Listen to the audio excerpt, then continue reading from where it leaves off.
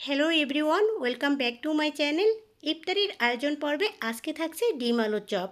তৈরি করা খুবই সহজ আর খেতে লাগে অসাধারণ। চলুন তাহলে দেখে নিই রেসিপিটা।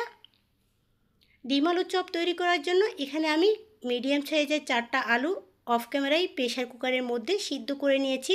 প্রেশার কুকারে সিদ্ধ করার কারণে আমার সময় এবং গ্যাস দুটোই বেঁচে গিয়েছে। এখন এগুলাকে সিলে নিচ্ছি। আলুগুলাকে আমার সিলে নেওয়া হয়ে গেছে। এবার একটা স্টিলের বাটির সাহায্যে এটাকে খুব ভালো করে মেশ করে নিচ্ছি। যেহেতু আলুটা গরম আছে তাই বাটির সাহায্যে ম্যাশ করলে এটা কিন্তু খুব ভালো করে ম্যাশ করা হয়, আর হাতের সাহায্যে ম্যাশ করলে এটা কিন্তু একটু দানা দানা থেকে যায়।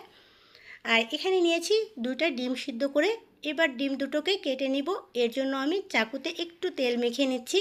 অনেকে প্রশ্ন করে থাকে ডিমটা কাটার সময় ভেঙে যায়, সেক্ষেত্রে কিন্তু আপনি চাকুতে একটু তেল মেখে নিলে আর এটা ভেঙে যাওয়ার সম্ভাবনা থাকে না। আমি 2টো ডিমকে 8 টুকরো করে নিয়েছি। আপনারা চাইলে এর থেকে বেশি টুকরোও করে নিতে পারেন। চুলায় একটা প্যানের মধ্যে আমি 1 টেবিল চামচ পরিমাণ সরিষার তেল দিয়ে দিচ্ছি। তার মধ্যে দিয়ে দিচ্ছি হাফ কাপ পরিমাণ পেঁয়াজ কুচি আর দিয়েছি 4-5টা কাঁচামরিচ কুচি। পেঁয়াজটাকে একটু ভেজে নিয়েছি, খুব বেশি ভাজার প্রয়োজন নেই, হালকা একটু কালার আসতে শুরু করলে এখানে দিয়ে দিয়েছি 1 টেবিল চামচ আদা রসুন বাটা, স্বাদ মতো লবণ, আর সাথে দিয়ে দিয়েছি এখানে হাফ চা চামচ পরিমাণ লাল মরিচের গুঁড়া, হাফ চা চামচ পরিমাণ ধনিয়া গুঁড়া ও হাফ চা চামচ পরিমাণ জিরার গুঁড়া। এখন দিচ্ছি এখানে হাফ চা চামচ পরিমাণ গরম মশলার গুঁড়া। এটা বাজার থেকে কিনে আনা গরম মশলার গুঁড়া। এবার মশলাটাকে খুব ভালো করে ভুনে নিচ্ছি যেন কোনো পানি না থাকে।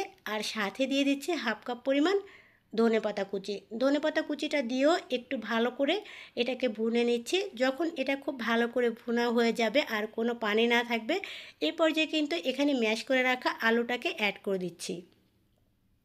আর আলুটাকে দিয়ে এটাকে অনবরত নেড়ে চেড়ে খুব ভালো করে ভেজে নিব। যেহেতু আমার এখানের আলুগুলা আমি জানি না সিদ্ধ করার পরে ভর্তা করলে কেন যেন একটু মানে নরম নরম পানি পানি থাকে, তাই অবশ্যই এটাকে খুব ভালো করে ভুনে নিতে হবে। আর যদি আপনাদের আলুটা এতটা পানি পানি না থাকে সেক্ষেত্রে এত বেশি না ভুনালেও চলবে। আর যদি এটা একটু পানি পানি থাকে সেক্ষেত্রে আপনি চেষ্টা করবেন একটু টোস্ট বিস্কুটের গুঁড়া অ্যাড করে দিতে, তাতে করে অনেক শক্ত হবে। তো আলুগুলাকে আমি চুলা থেকে নামিয়ে নিয়ে এটাকে পুরোপুরি ঠান্ডা করে নিয়েছি। এবার এখন আমি চপগুলাকে তৈরি করে নিব। তো চপগুলা কিভাবে তৈরি করে নিচ্ছে দেখেই বুঝতে পারছেন। প্রথমে কিছুটা আলু দিয়ে এটাকে চ্যাপটা করে তারপরে মাঝখানে ডিমটা বসিয়ে দিয়েছি, আর উপর থেকে কিছুটা আলু দিয়ে এভাবে গোল শেপ করে আমি তৈরি করে নিয়েছি। আমি কিন্তু একটু লম্বাটে টাইপের গোল শেপ করে তৈরি করে নিচ্ছি, তবে আপনারা চাইলে এটাকে গোল শেপও তৈরি করতে পারেন। ডিমটাকে গোল করে কেটে নিতে হবে সেক্ষেত্রে। তো আলুগুলাকে এখানে আমার চপ করে তৈরি করা নিয়ে হয়ে গেছে। সম্পূর্ণ আলুগুলা থেকে আমি 8টা চপ তৈরি করেছি আর বাকি আলুটা রেখে দিয়েছি। এখানে একটা বাটির মধ্যে আমি রুম টেম্পারেচারে থাকা একটা ডিম ভেঙে নিয়েছি, আর ডিমটাকে এখন একটু স্পুনের সাহায্যে খুব ভালো করে ফেটে নিচ্ছি। এবার ডিমটাকে একটা সাইড করে এখানে নিয়ে নিয়েছি আমি 1 কাপ পরিমাণ ব্রেড ক্রাম্ব। আমি বাজার থেকে কিনে আনা ব্রেড ক্রাম্বটা নিয়েছি এবং অরেঞ্জ কালারের ব্রেড ক্রাম্বটা নিয়েছি। আপনারা চাইলে এই ব্রেড ক্রাম্বটা না থাকলে মুড়ি গুঁড়া করে অথবা টোস্ট বিস্কুটটা গুঁড়া করে তারপরও ব্রেড ক্রাম্ব তৈরি করে নিতে পারবেন। তো চপটাকে প্রথমে ব্রেড ক্রাম্বে গড়িয়ে নেবেন, তারপরে ডিমের মধ্যে চুবিয়ে তারপরে আবারও ব্রেড ক্রাম্বে গড়িয়ে নেবেন। এতে করে কোটটা খুব ভালো হবে। তো আপনারা যদি বেশি পুরুযুক্ত কোট না চান তাহলে শুধু ডিমের মধ্যে গড়িয়ে একবার করে নিলেই হবে। তবে কোটটা মানে উপরের পরতটা বা স্কিনটা একটু ভালো হলেই এটা খেতে বেশি ভালো লাগে আর বেশি মুচমুচে হয়।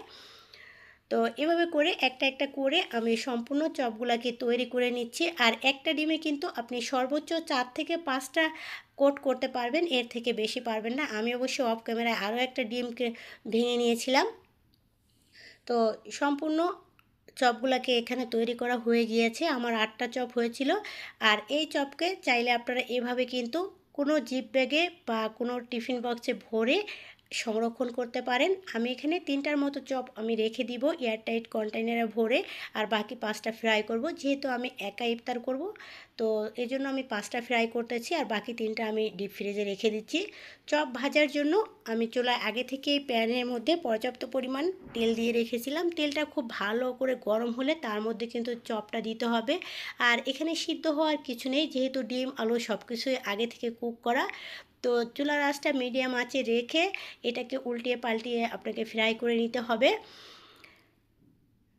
তো একটা সাইড কালার আসতে শুরু করলেই কিন্তু অপর সাইডটা উল্টে দিতে হবে। আমি কিন্তু চুলার আঁচটা প্রথমে বাড়িয়ে রেখেছিলাম, তারপরে মিডিয়াম আঁচে রেখেছি, আর এভাবে করে উল্টিয়ে পাল্টিয়ে দিয়ে সম্পূর্ণ চপগুলোকে ভেজে নিচ্ছি।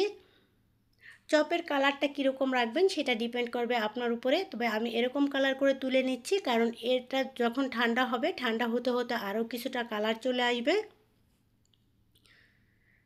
সম্পূর্ণ চপগুলোকে আমি নিয়ে নিয়েছি, আর 5টার মতো চপ ভেজেছি। আমি আগেই বলেছি, একটা চপ আমি আপনাদেরকে কেটে দেখিয়ে দিচ্ছি এর ভিতরটা। আর মাশাআল্লাহ এটা খেতেও কিন্তু অনেক বেশি মজার হয়।